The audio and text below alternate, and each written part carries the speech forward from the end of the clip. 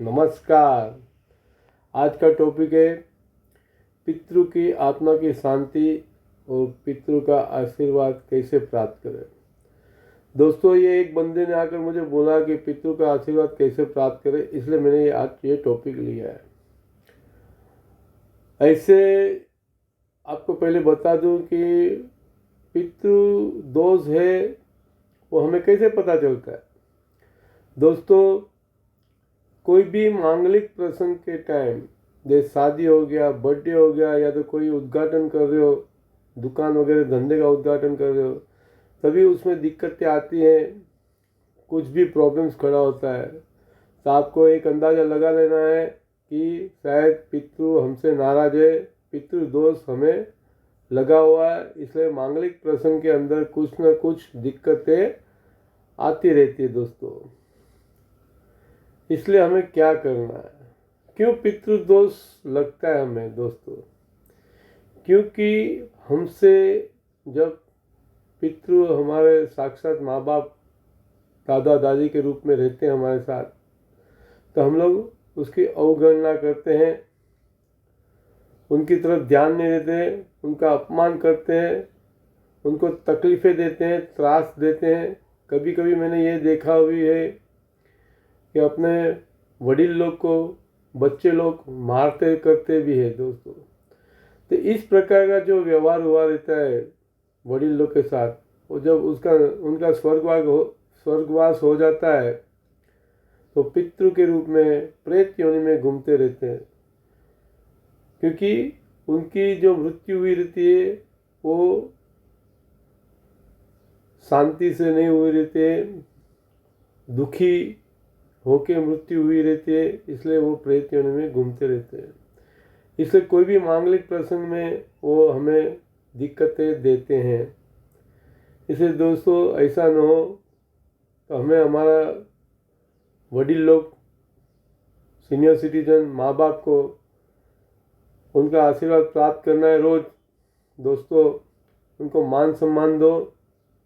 उनका आशीर्वाद अगर हमारे सर के ऊपर है तो समझो हमें कोई देवी देवताओं की ज़रूरत नहीं रहती है। पितृ का आशीर्वाद हमें मिलता है, पितृ हमारे के ऊपर खुश होते हैं, तो भी कोई देवी देवता की जरूरत होती नहीं है हमें। हमारा कार्य ऐसे सिद्ध होता है और जीवन सुखमय सफल होता है। दोस्तों, अभी सर्व पितृ अमावस के दिन आपको क्या करना है पितृ का आशीर्वाद लेने के लिए और उनकी आत्मा को शांति मिले, तो आपको क्या करना है। दोस्तों, सर्व पितृ अमावस के दिन आपको 5 जन को भोजन करना है। आप जानते हो, एक ब्राह्मण, गाय, कुत्ता, कौवा और 5वें पितृ को भी खाना परोसना है हमें। पितृ का स्थान कहाँ है वो भी आपको बता दूं। पितृों का स्थान, अगर उनकी पूजा करते हो आप, तो उनका स्थान पनियारी पे है, जहाँ आप पीने का पानी रखते हो, जो पीने का मटका रहता है, वहाँ पितृ का स्थान कहा जाता है शास्त्रों के अंदर। दोस्तों, आपको क्या करना है, पितृ की तस्वीर है आपके पास, उनके सामने आपको दीपक जलाना है। जो भी हमसे गुनाह हुआ हो हमें उनसे माफ़ी मांगनी है और सात्विक भोजन बनाना है हमें, और भोजन की थाली सजा के उनको अर्पण करना है। खास करके भोजन के अंदर खीर होना जरूरी है, और खीर, पूरी, सब्जी, दाल, भात, आप जो अपनी यथाशक्ति से खाना बनाते हो, भोजन बनाते हो, वो पितृ को अर्पण करना है। हाँ, उसके अंदर कांदा लहसुन नहीं होने चाहिए, सात्विक भोजन होना चाहिए। दोस्तों, इसी प्रकार गाय, कुत्ते, कौवे और ब्राह्मण को खिलाना है आपको। पर पितृ का भोजन आपको ऐसे ही रखना है अमावस्या के दिन। उसमें भले आप चींटियाँ भी खा लेती हो, कि चूहा आकर खा लेवे, तो आपको ध्यान नहीं देना है। जितना भी कोई भी जीव जंतु आके वो भोजन में से खाना खाता है पितृ के भोजन से, तो समझो पितृ अलग अलग रूप में आके वो भोजन करके जाते हैं, ऐसा समझना है हमें। अगर आपके पास न गाय को खिलाने का ताकत है, न कुत्ते को खिलाने की ताकत है, न ब्राह्मण को खिलाने की ताकत है, तो आपको क्या करना है दोस्तों? दक्षिण दिशा की ओर आपको तेल का दीपक जलाना है। श्रद्धापूर्वक आपको दीपक को हाथ जोड़ के पितृदेव समझ के उनके पास माफ़ी मांगनी है। हमारा जो भी गुनाह हुआ हो हमें माफ़ करो,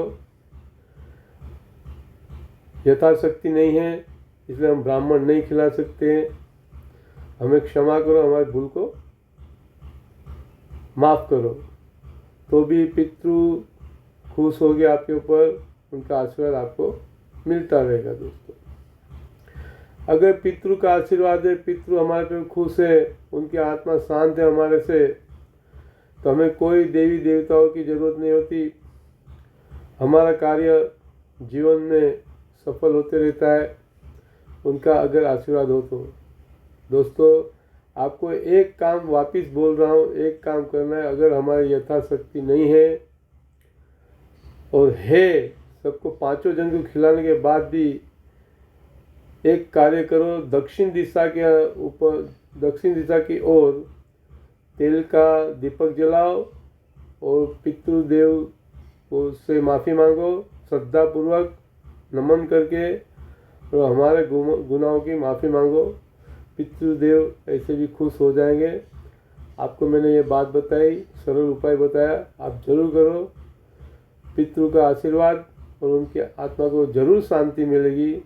और पनियारी पे एक नियम में ले लो, पनियारी के ऊपर पितृदेव के नाम का दीपक रोज करो, तो भी पितृदोष का नाश हो जाएगा और घर के अंदर वास्तु दोष का भी नाश हो सकता है। दोस्तों मैंने ये बातें बताई आपको, तो प्लीज़ मेरी channel vastu and construction tips को लाइक और सब्सक्राइब करो, शेयर करो, कमेंट्स करो। दोस्तों जवाब ज़रूर मिलेगा। थैंक यू, धन्यवाद।